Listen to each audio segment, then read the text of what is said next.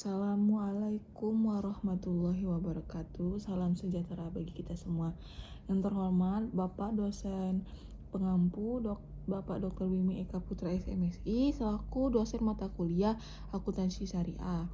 Perkenalkan, nama saya Sakira Fadlila dengan NIM C1C023007 akan memaparkan materi mengenai akad syarf, wadiah, al-wakalah, al-kafalah, qardul hasan, al-hiwalah, dan aran.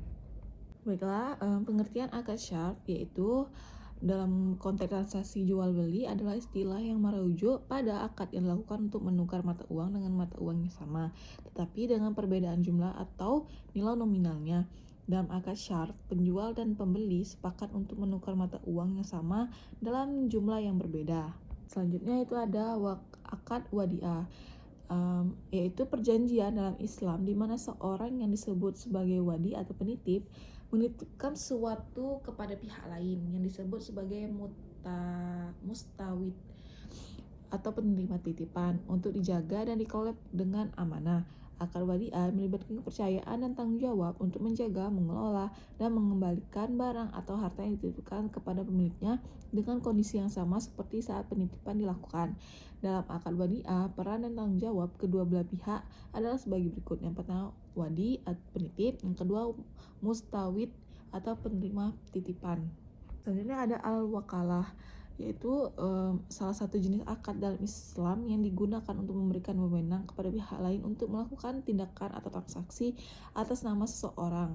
Dalam akad ini, seseorang disebut sebagai wakil, memberikan wewenang kepada orang lain yang disebut dengan madad atau mawakil untuk melakukan tindakan atau transaksi atas nama mereka. Pada dasar akad al-wakalah melibatkan dua pihak. Yang pertama al-wakil, yang kedua al-madad. Selanjutnya ada akad al-kafalah. Dasar akad al-kafalah juga dikenal sebagai akad jaminan. Adalah perjanjian dalam Islam di mana seorang pihak yang disebut sebagai kafil atau penjamin menjamin kewajiban atau tanggung jawab pihak lain yang disebut sebagai makful anul yang dijamin. Dalam akad al-kafalah, kafil bertanggung jawab untuk menjamin pemenuhan kewajiban atau kerugian yang timbul jika makful anu tidak dapat memenuhi kewajiban. Selanjutnya ada akad qardul hasan. Adalah istilah dalam Islam untuk mengacu pada bentuk pemberian pinjaman yang tidak melibatkan bunga atau keuntungan tambahan. Secara harfiah, qardul hasan berasal dari pinjaman yang baik atau pinjaman yang baik hati dalam bahasa Arab. Dalam qardul hasan, seseorang memberikan pinjaman kepada pihak lain tanpa meminta imbalan atau bunga tambahan sebagai pengganti pinjaman tersebut. Pihak yang menjamin kemudian diharapkan untuk mengembalikan pinjaman tersebut sesuai dengan syarat dan waktu yang disepakati. Selanjutnya ada akad al-hiwalah, yaitu juga dikenal sebagai akad pemindahan hutang. Adalah salah satu bentuk akad dalam Islam yang digunakan untuk memindahkan hutang atau kewajiban dari suatu pihak kepada pihak lain.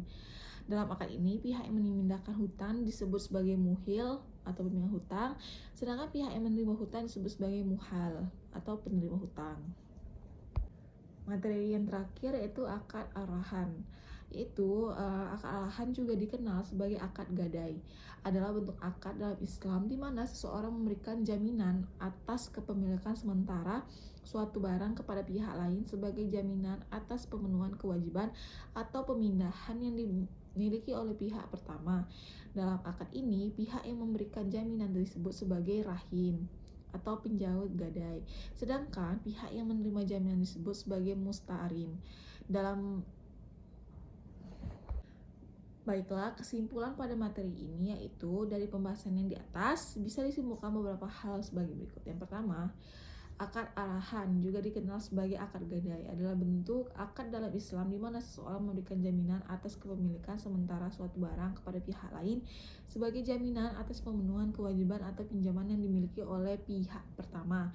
Yang kedua ada akad al-hiwalah, juga dikenal sebagai akad pemindahan hutang, adalah salah satu bentuk akad dalam Islam yang digunakan untuk memindahkan hutang atau kewajiban dari suatu pihak kepada pihak lain.